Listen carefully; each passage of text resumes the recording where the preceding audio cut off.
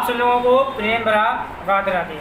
हमारे YouTube channel Krishna foundation में बहुत बहुत स्वागत है, अभिनंदन है। यदि आपने अभी तक हमारे चैनल को सब्सक्राइब नहीं किया है, बेल नोटिफिकेशन ऑन नहीं किया है, तो वो अवश्य रूप से कर लें। आने वाले समय में दीपावली धमाका होने जा रहा है और दीपावली धमाका क्या है वो भी आप सब लोग अच्छी तरीके से कुछ समय बाद इस धमाके को जरूर मेरे माध्यम से सुनेंगे।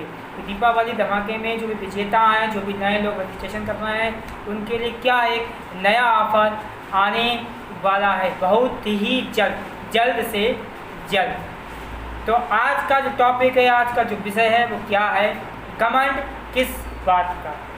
ये टॉपिक समझने के लिए बहुत ज़रूरी है और समझना भी बहुत जरूरी है। लेकिन उससे पहले आज का जो प्रश्न है वो क्या है, नोट कीजिएगा।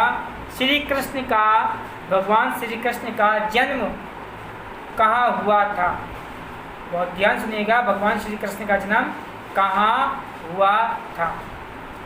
घमंड किस बात का? आखिर घमंड किस बात का? एक गांव में दो सगे भाई रहते थे। एक गांव था, उस गांव में दो सगे भाई रहा करते थे, लेकिन उनके माता पिता नहीं थे। गांव के ही लोगों के माध्यम से उन्होंने अपनी पढ़ाई लिखाई खान पान करा और वो बड़े हुए। उसमें से बड़े भाई कुछ थोड़ा पढ़े और पढ़ने लिखने के बाद वह नौकरी पर लग गए।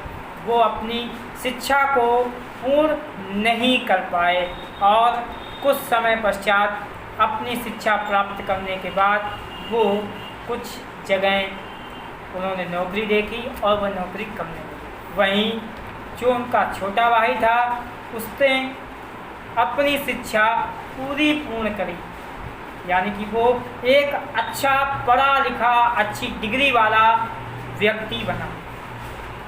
अब वह नौकरी की तलाश में इधर उधर भटकने लगा कि मुझे कहीं ना कहीं नौकरी मिल जाए। वो जिधर जाता, जहाँ फॉर्म डालता, लेकिन उसको नौकरी नहीं मिलती, क्योंकि ईश्वर ने उसके लिए कुछ और सोच रखा था।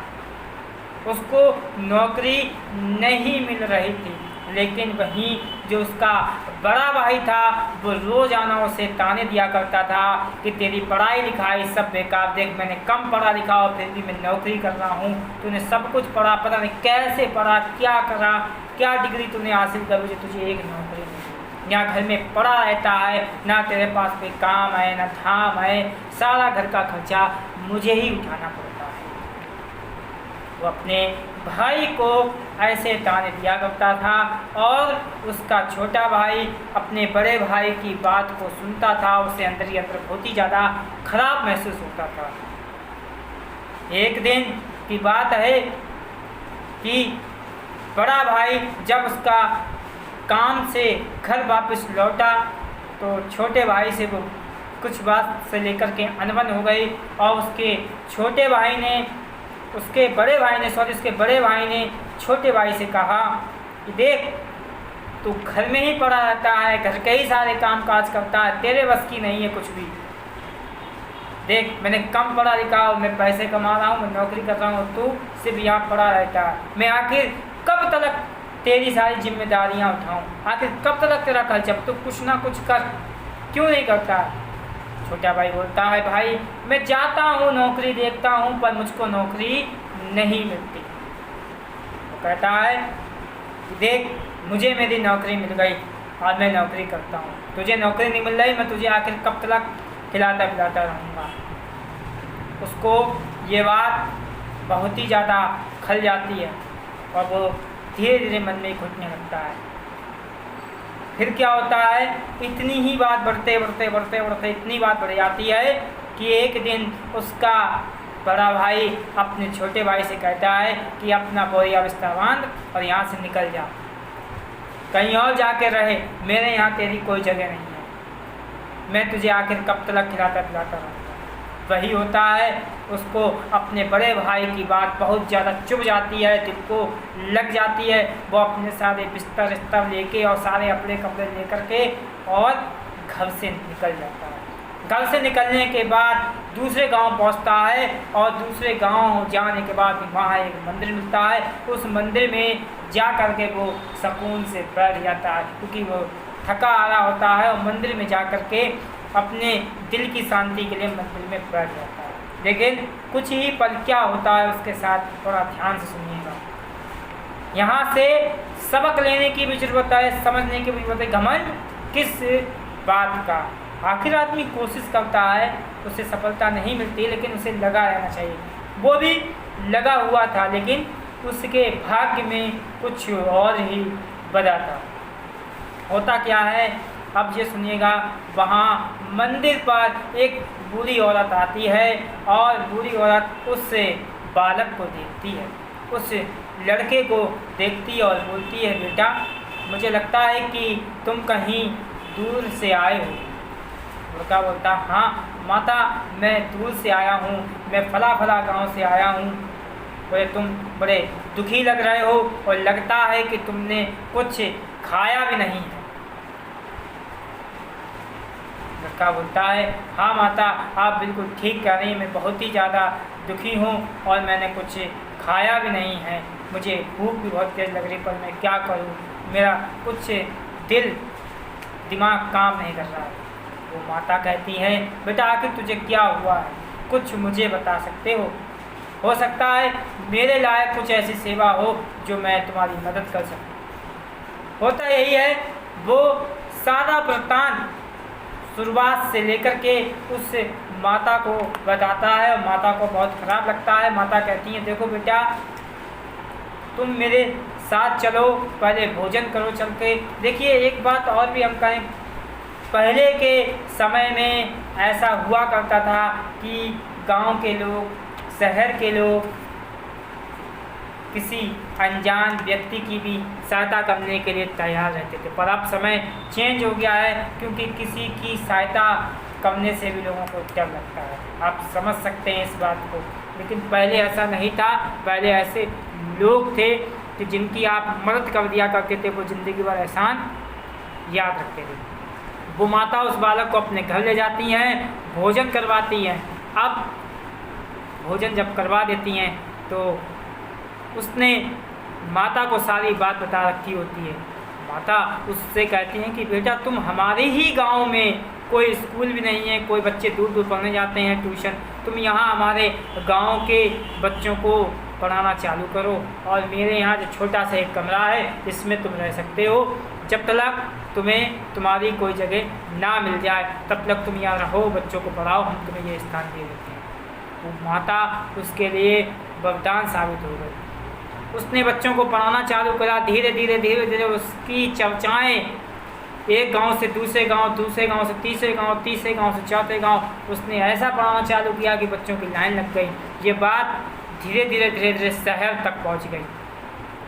जब उसकी पढ़ाई की चर्चाएं शहर तक पहुंच गईं तो एक विद्यालय के एक प्रधानाचार्य जो वहाँ का था वो आया और आ करके उस बालक से मिला, उस व्यक्ति से मिला जो उस गांव में बच्चों को पढ़ाने का कार्य किया करता था। उसने कहा कि महोदय मैं चाहता हूं कि आप हमारे विद्यालय में चलें और वहां चल के बच्चों को पढ़ाएं, मैं आपको अच्छी खासी तनख्वाह दूँगा। लेकिन उसने मन में थोड़ा सा विचार किया कि मैं यहाँ से दूर शहर में जाऊँगा तो यहाँ के बच्चे फिर पढ़ाई के लिए तरस जाएंगे, फिर कहाँ मुझ जैसा टीचर मिलेंगे। चंद पैसों के चक्कर में मैं इस गांव को नहीं छोड़ सकता हूँ। उसने अपने मन में ये विचार किया कि अगर मैं पैसे के लालच में अगर यहाँ गांव को छोड़ता हूँ, माता को छोड़ता हूँ जिन्होंने मेरी मदद करी, तो ये गलत होगा। उसने यह निर्णय लेकर के उसके आए हुए प्रस्ताव को ठुकरा दिया और मना कर दिया। धीरे धीरे अब वो पढ़ा रहा था, उसकी प्रसिद्धि, उसका नाम सब जगह प्रसिद्ध हो रहा था।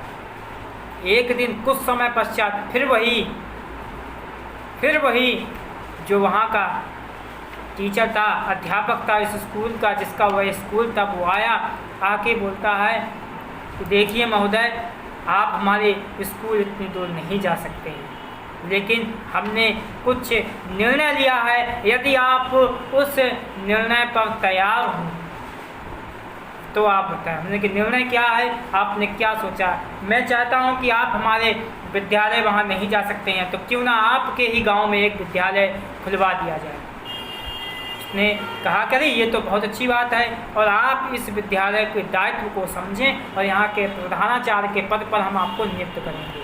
आप यहाँ पर लोगों की भर्ती करवाएं, टीचर हैं, बच्चे हैं, यहाँ पे लोग आपके एक बात कहने पर स्कूल में बच्चे भी आएंगे, एडमिशन भी होंगे और आपको अच्छे से अच्छे टीचर भी मिलेंगे।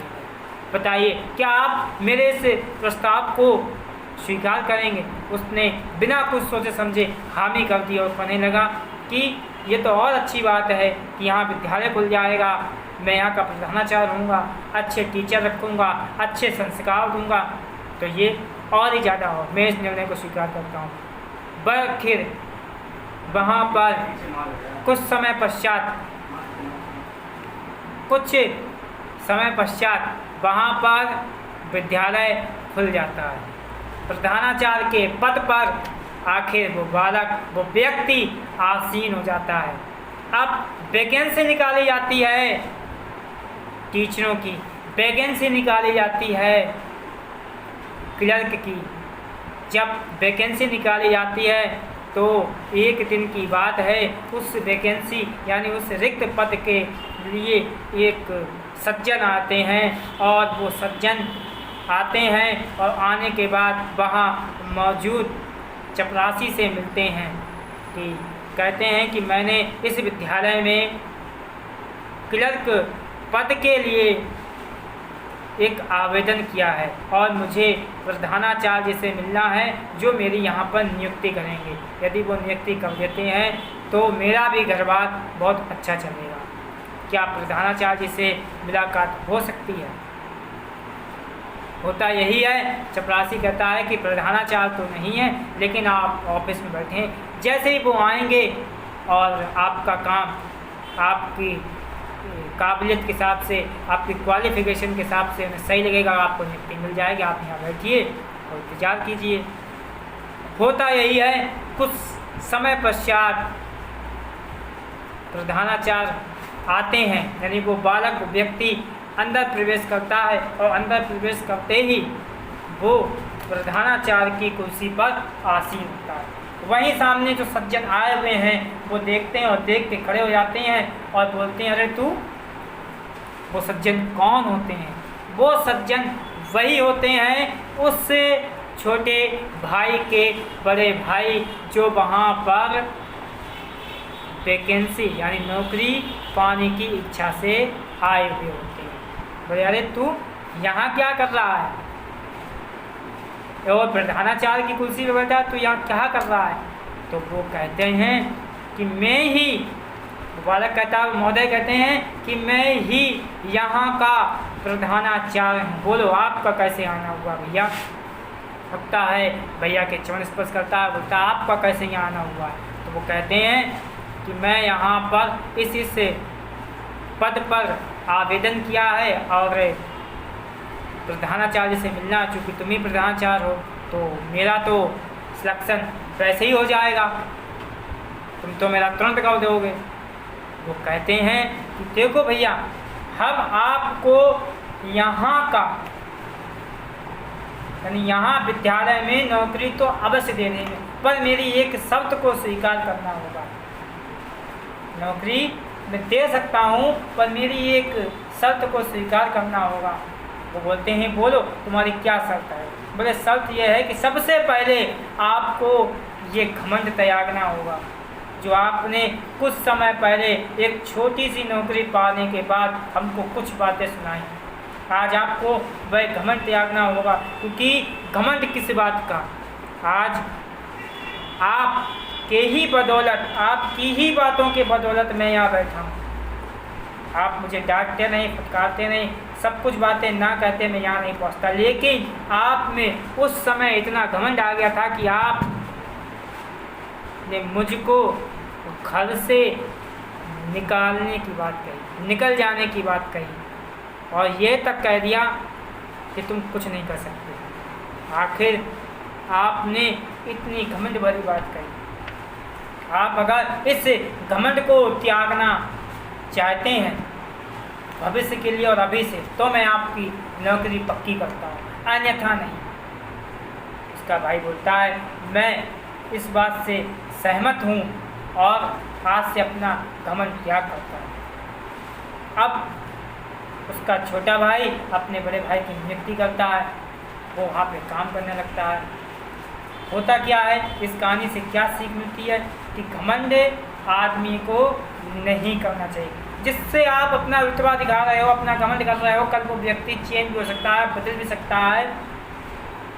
घमंड नहीं, घमंड किस बात का। आज जिस व्यक्ति को इतना घमंड था, आज वही व्यक्ति अपने छोटे भाई के पास नौकरी पाने के लिए गया और ये भी नहीं मालूम था कि वहाँ उसका भाई ही प्रधानाचार्य है, भाई ही विद्यालय को चलाया। घमंड किस बात का। घमंड कभी भी नहीं करना चाहिए। मेरे प्यारे दोस्तों, मेरे प्यारे भाइयों बहनों, जो भी हमको सुन रहे हो, आप घमंड ना करें, क्योंकि जिस पे आप घमंड कर रहे हो वो समय बदल भी जा सकता है। Okay, final. तो अब क्या करना है, दूसरा क्वेश्चन सुनना है। दूसरा क्वेश्चन क्या है, आपने सत्यवादी राजा हरिश्चंद्र का नाम जरूर सुना होगा, अवश्य सुना होगा। तो सत्यवादी राजा हरिश्चंद्र ने अपना सारा राजपाट किसे सौंप दिया था। सत्यवादी राजा हरिश्चंद्र ने अपना सारा राजपाट किसे सौंप दिया था। इसी के साथ साथ आप सभी लोगों को हमारी तरफ से, हमारी पत्रिका की तरफ से, हमारी संस्था की तरफ से, हमारे चैनल की तरफ से प्रेम राधे राधे।